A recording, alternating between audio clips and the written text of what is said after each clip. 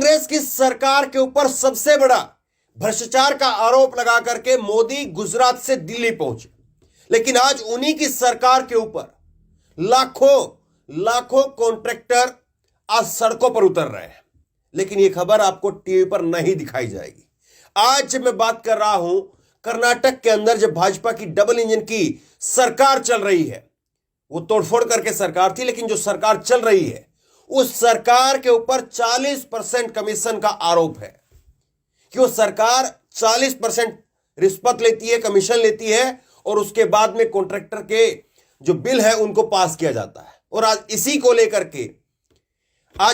लेकर के 1 लाख कॉन्ट्रैक्टर वहां पर सड़क पर उतर रहे हैं। ये तस्वीर आप देख ही रहे हैं।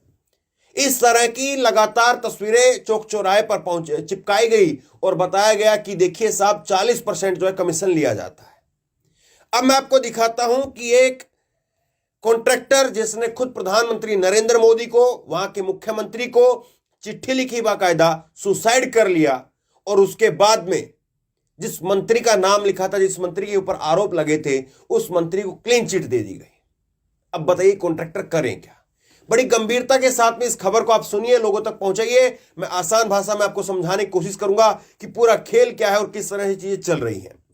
अब देखिए, ये 2 चेहरे आप देख रहे हैं, ये है संतोष पाटिल, ये कॉन्ट्रैक्टर है, और दूसरा जो चेहरा आप देख रहे हैं KS ईश्वरप्पा, ये भाजपा सरकार के वहां के मंत्री हैं, ग्रामीण विकास मंत्री, पंचायत राज इनके पास में विभाग है।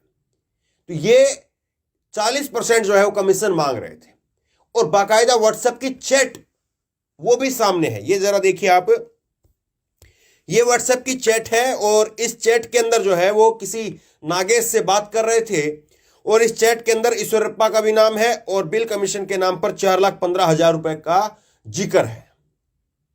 तो ये सब कुछ हो रहा है, ये बाकायदा व्हाट्सएप चैट है। लेकिन जिस पुलिस ने, वहां की पुलिस है, स्टेट गवर्नमेंट के अंडर काम करती है, वहां की पुलिस ने इनके ही मंत्री को क्लीन चिट दे दिया। अब देखिए, मैं आपको दिखाता हूं कुछ एक चीजें आपको, ताकि समझ में आए कि कैसे बातें हो रही है। सबसे पहले तो आप ये देखिए, ये है संतोष पाटिल, और इन्होंने चिट्ठी लिखी और क्या कहा, ईश्वरप्पा मेरी मौत के लिए जिम्मेदार है, उन्हें सजा मिलनी चाहिए। मैंने अपनी सभी इच्छाओं को छोड़ करके एक कदम उठाने का मन बनाया, यानी सुसाइड करने का मन बनाया। सुसाइड से पहले ये मैसेज उन्होंने अपने दोस्तों को भेजा। मेरी PM CM और येदियुरप्पा से गुजारिश है कि वो मेरे परिवार का ख्याल रखें। ये मैसेज करके इस कॉन्ट्रैक्टर ने सुसाइड कर लिया, आत्महत्या कर ली, और ये घटना है 11 अप्रैल 2022 की।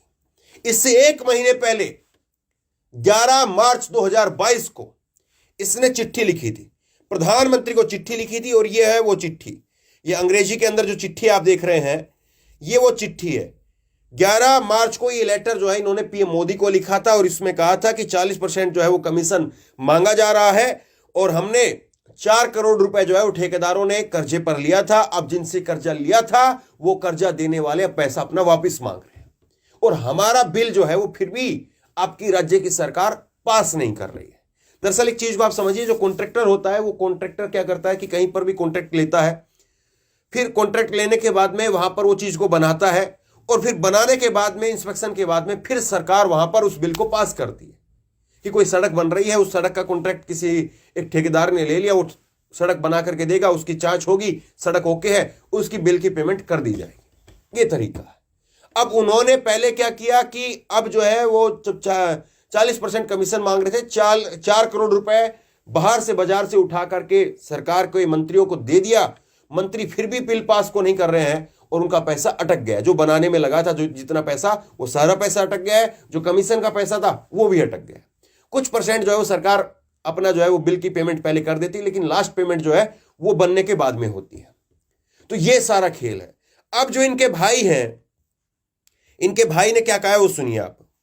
इनके भाई ने कहा है कि पुलिस की जांच में बहुत सारी कमियां हैं। FSL की रिपोर्ट जो आई है, पुलिस ने जो चार्जशीट में शामिल नहीं किया, वो पुलिस ने चार्जशीट में शामिल नहीं किया है। व्हाट्सएप कॉल की चैट कॉल भी पुलिस ने जो है छिपा ली है। जो व्हाट्सएप की चैट मैंने अभी आपको दिखाई, वो भी पुलिस ने जो है इसमें शामिल नहीं की। FSL की जो रिपोर्ट आई वो भी पुलिस ने नहीं दिखाई। और अब भाजपा के नेता क्या कह रहे हैं सुनिए जरा।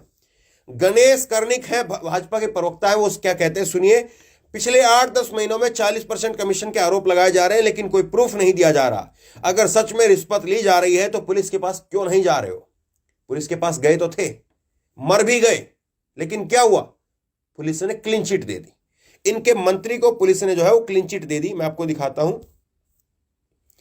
1 साल के अंदर 3 कॉन्ट्रैक्टर जो है वो सुसाइड कर चुके हैं। अब क्या करे? आखिरी में इंसान अपनी जान दे रहा है, लेकिन उसके बावजूद भी कोई मानने के लिए तैयार नहीं। ये सब कुछ हो रहा है। यह आप देखिए, कॉन्ट्रैक्टर एसोसिएशन के वर्किंग प्रेसिडेंट है मंजूनाथ, और उन्होंने कहा है कि चित्रदुर्ग से बीजेपी के विधायक हैं टिप्पा रेड्डी और 90 लाख रुपए की रिश्वत उनको दी है। मंजूनाथ ने बताया कि हमारे इलाके में करप्शन की शुरुआत टिप्पा रेड्डी से ही हुई और हमारे पास में इसके ऑडियो और व्हाट्सएप हिस्ट्री भी है। आज कर्नाटक पूरे देश में भ्रष्टाचार का सबसे ज्यादा जो है वो भ्रष्टाचार करने वाला राज्य बन गया है।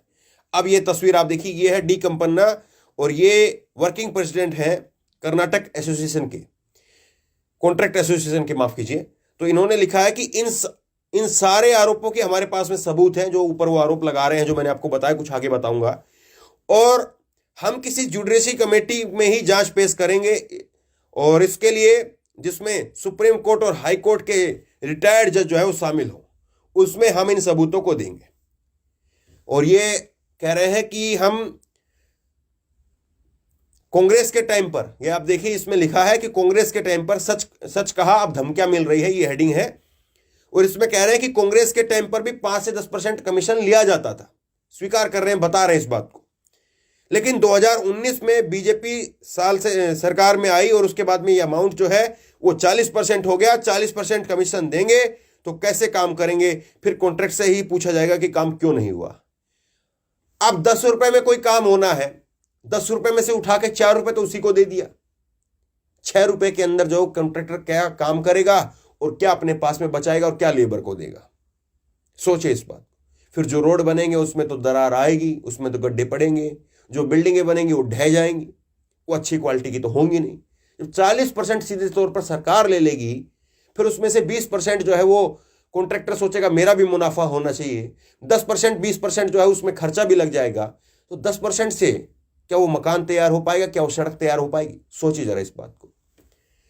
अब देखिए, इसी सारी चीजों को लेकर के अब जो है वो 1 लाख जो वहां पर कॉन्ट्रैक्टर है वो सड़क पर उतर रहे हैं, लेकिन ना मीडिया में खबर है और ना भाजपा इस बात की चर्चा करेगी, और कांग्रेस चर्चा करेगी तो विपक्ष के आरोप कहकर के उसको खारिज कर दिया जाएगा। लेकिन वहां के कॉन्ट्रैक्टर लगातार सुसाइड कर रहे हैं और लगातार बता रहे हैं भाजपा कैसे जो है वो यहां पर 40% का खुला खेल चला रही है। आप लोगों तक इस खबर को पहुंचाइए ताकि लोगों को पता चले। अभी इसी साल अप्रैल मई में चुनाव है कर्नाटक की विधानसभा के। कितना बड़ा ये मुद्दा बनेगा, लोग इसको किस तरह से लेंगे, ये आने वाला वक्त बताएगा। बहरहाल इस वीडियो खूब शेयर कीजिए और इसी तरह की तमाम खबरों के लिए ऑनलाइन न्यूज़ ने सब्सक्राइब कीजिए। साथ में जो बेल आइकन है घंटी उसको जरूर दबाइए ताकि जैसे कोई वीडियो हम अपलोड करें उसकी नोटिफिकेशन सबसे पहले आपको मिल सके। धन्यवाद। इस खबर को अभी लाइक करें, शेयर करें, अभी चैनल को सब्सक्राइब करें और घंटी जरूर दबाएं।